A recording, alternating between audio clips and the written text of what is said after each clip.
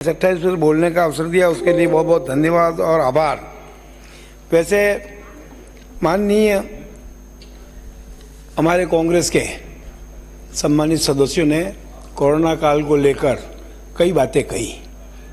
मैं तो निश्चित रूप से वो दिन आज भी याद है कि कई कोरोना काल के अंदर गहलोत साहब और अपने नाम भूल गया शाह कांग्रेस वो दोनों एक दूसरे को लत्ती लगाने में लगे हुए थे।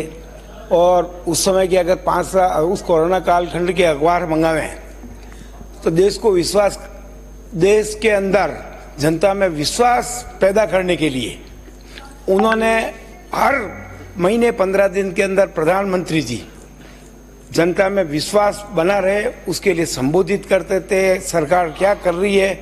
और पहला समय हमने अपने जीवन में देखा होगा, आप सब ने हमने देखा है कि विदेशों से गैस पूरा जांच के जांच कंटेनर आते थे।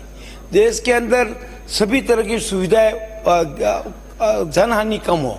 और पहला जिस लॉकडाउन किया उस दिन हमारे कांग्रेस के लोग उसके अंदर नुक्स निकालने में लग गए, बिना सोचे समझे कोरोना लॉकडाउन कर दिया है। और उसका परिणाम ये हुआ कि विश्व के अंदर 140 करोड़ की जनता के अंदर 10-20 लाख लोग अपना जीवन समाप्त किया होगा।